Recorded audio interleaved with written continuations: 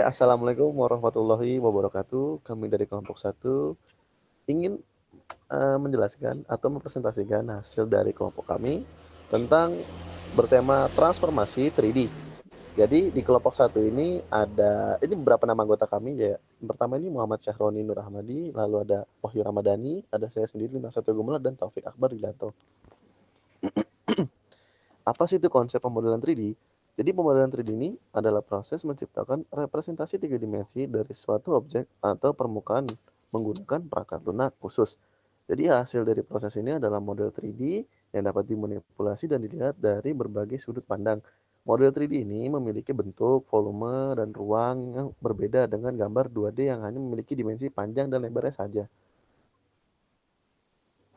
Nah, jadi di pemodelan 3D itu ada macam-macam kegunaannya ya dalam bidang kayak arsitektur dan desain untuk membuat visualisasi bangunan dan interior sebelum konstruksi. Kayak kita harus gambar sketsanya dulu, kita harus gambar sebuah 3D-nya dulu agar mudah dipahami oleh penggunanya atau maupun konsumennya.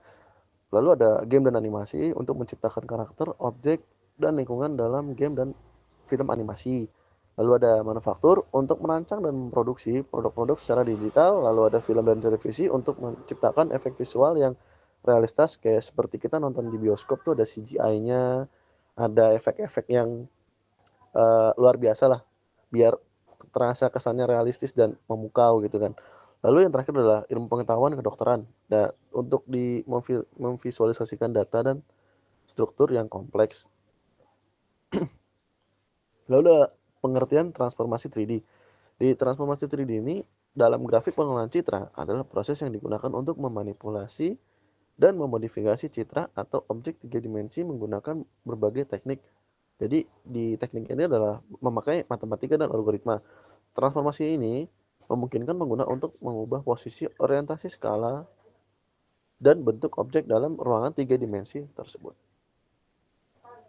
Lalu ada beberapa macam transformasi 3D. Jadi umumnya digunakan dalam pengelolaan citra kayak translasi, menggeser objek dari suatu posisi ke posisi lain dalam ruang 3D, ada rotasi, memutar objek di sekitar sumbu tertentu seperti X, Y, atau Z dalam ruang 3D.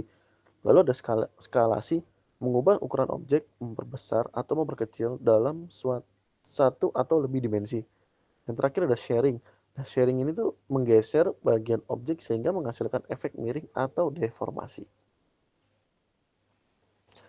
Lalu yang ketiga, ada tipe pemodelan 3D.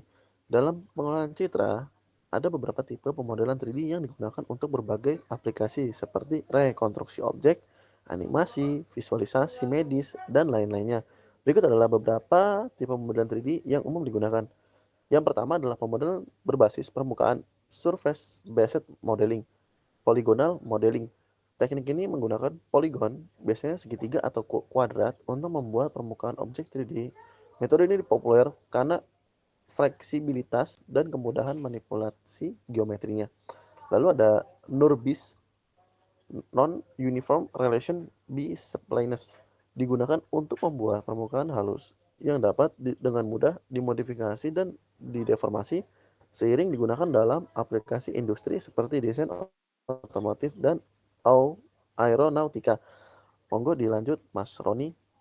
Lalu yang kedua ada pemodelan berbasis voxel atau voxel based modeling. Volumetric modeling menggunakan voxel volume element yang merupakan elemen dasar dalam representasi volumetrik.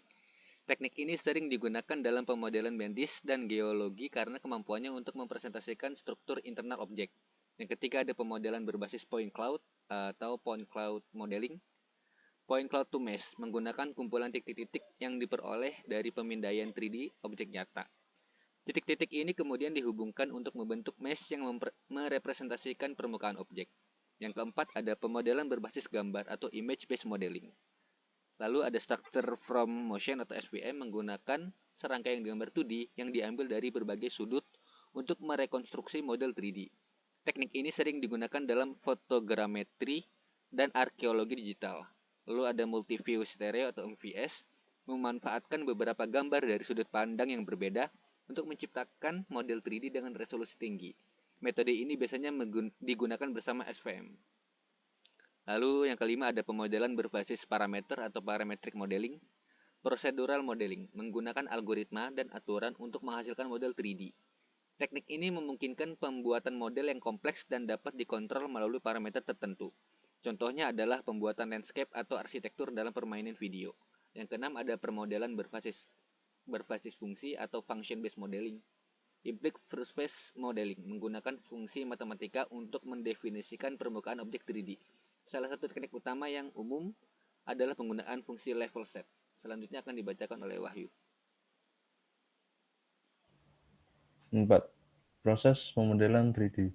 Proses pemodelan 3D umumnya terdiri dari beberapa tahap, yaitu perencanaan, menentukan tujuan pemodelan, membuat sketsa atau referensi, dan memilih perangkat lunak yang sesuai.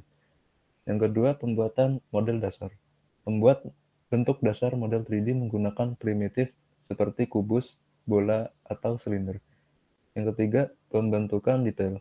Menambahkan detail pada model 3D dengan memanipulasi bentuk dasar, menambahkan struktur, dan menerapkan material. Yang keempat, pencahayaan dan penampilan. Menambahkan pencahayaan dan pengaturan rendering untuk memberikan tampilan yang realistis pada model 3D. Yang kelima, animasi. Menganimasikan model 3D untuk membuatnya bergerak dan berperilaku. Yang kelima, komponen dasar pemodelan 3D. Pemodelan 3D melibatkan berbagai komponen dasar yang perlu dipahami untuk menghasilkan model yang realistis dan fungsional. Berikut adalah beberapa komponen dasar dalam pemodelan 3D. Yang pertama, vertex atau titik. Titik dasar dalam ruang 3D yang menentukan posisi dalam koordinat X, Y, Z. Yang kedua, garis. Garis yang menghubungkan dua vertex. Garis membentuk kerangka dasar dari model 3D. Yang ketiga, face. Bidang yang dibentuk oleh 3 atau lebih titik. Face adalah komponen yang membentuk permukaan dari model 3D. Yang keempat, poligon. Poligon adalah bentuk geometri dasar yang dibentuk oleh beberapa face. Poligon yang umum digunakan adalah segitiga dan segi empat. Yang kelima, mesh. Kumpulan dari vertex, titik, dan face yang membentuk struktur dasar dari objek 3D. Mesh bisa berupa bentuk sederhana seperti kubus atau bentuk kompleks seperti karakter manusia. Yang keenam ada UV mapping. Proses memetakan koordinat ke permukaan model 3D untuk menempelkan tekstur. Ini memungkinkan tekstur 2 dimensi untuk tampil dengan benar pada objek 3 dimensi. Yang ketujuh, material. Bahan yang menentukan bagaimana permukaan model 3D akan berinteraksi dengan cahaya. Material mencakup properti seperti warna, kilau, dan tekstur. Yang kedelapan, tekstur. Gambar 2 dimensi yang diaplikasikan pada permukaan model 3 dimensi untuk memberikan detail visual tambahan. Tekstur dapat mencakup pola, gambar, atau warna yang meningkatkan realisme model. Yang kesembilan, lighting. Pengaturan sumber cahaya dalam ruang 3 dimensi yang mempengaruhi tampilan akhir model.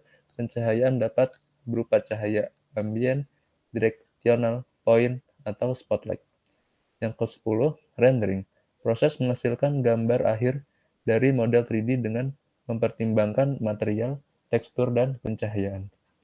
Rendering dapat dilakukan secara real-time atau sebagai gambar statis. Yang ke-11, ringing. Ringing proses membuat tulang atau bonus dan struktur kontrol atau ring untuk menggerakkan dan menganimasi model 3D, terutama digunakan untuk karakter. Yang ke-12 ada animasi. Teknik memberikan gerakan pada model 3D. Animasi melibatkan perubahan posisi, rotasi, skala, dan deformasi dari mesh seiring waktu. Yang ke-13 ada scenes. Keseluruhan lingkungan yang terdiri dari berbagai objek 3D, cahaya, dan kamera. Scenes adalah tempat di mana semua komponen 3D berinteraksi. Yang ke-14 ada kamera. Perspektif dari mana scenes 3D dilihat dan dirender. Kamera menentukan sudut pandang, jarak, dan framing dari gambar akhir. Terima kasih. Ini presentasi dari kelompok 1.